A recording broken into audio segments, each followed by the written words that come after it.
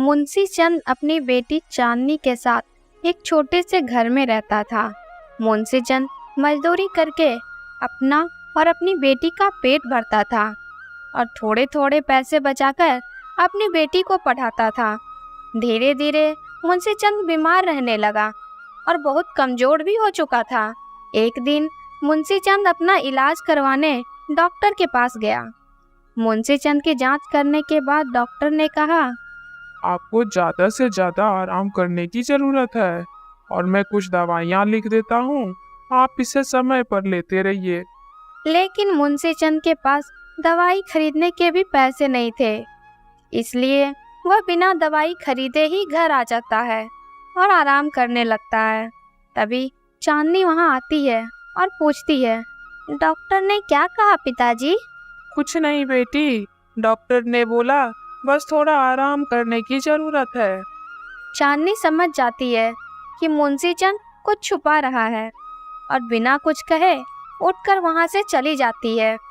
ऐसे ही कुछ दिन बीत गए। चांदनी देखती है कि उसके पिता की तबीयत अब बिल्कुल भी ठीक नहीं है और वह ठीक से काम भी नहीं कर पा रहे हैं। तब चांदनी अपने पिता के पास जाती है और कहती है, आपकी तबीयत बिल्कुल भी ठीक नहीं है पिताजी, और आप काम भी ठीक से नहीं कर पा रहे हैं। ऐसे में हमारा गुजारा कैसे होगा? अगर आप इजाज़त दें तो मैं कोई नौकरी ढूंढ लेती हूँ। इसकी कोई ज़रूरत नहीं है और हमारे घर की बेटियां नौकरी करने बाहर नहीं जाती है। मेरी हड्डियों में अभी भी इतनी ताकत है कि मैं घर चला सकता हूँ। लेकिन पिताजी, क्या आपने मुझे घर पर बैठने के लिए ही इतनी मुश्किलों से पढ़ाया लिखाया है? अगर मैं आपकी बीमारी में भी आपका सहारा ना बनी तो इतनी पढ़ाई लिखाई किस काम की? मैंने कह दिया सो कह दिया, तुम नौकरी नहीं करोगी। इतना कहकर मुंशी चंद काम पर निकल जाता है। इधर चांदनी भी अपने कॉलेज के लिए निकलती है। चांदनी 12वीं की पढ़ाई पूरी करके अब कॉलेज में दाखिला ली थी। कुछ दिन ऐसे ही बीत जाते हैं। अचानक एक दिन मुंशी चंद काम करते हुए बेहोश हो जाता है। सभी उसे पास के अस्पताल में ले जाते हैं। चांदनी भी वहां पहुंचती है। चांदनी डॉक्टर से पूछती है, डॉक्टर साहब, क्या हुआ है मेरे पिताजी को? घबराने की कोई ज़रूरत नहीं है, खून की कमी होने से ये बेहोश हो गए थे, लेकिन अगर समय पर इसे दूर ना किया गया तो ये बहुत बड़ी बीमारी का रूप ले सकती है। मैंने तो पहले भी इन्हें समझाया था, बट ये नहीं माने।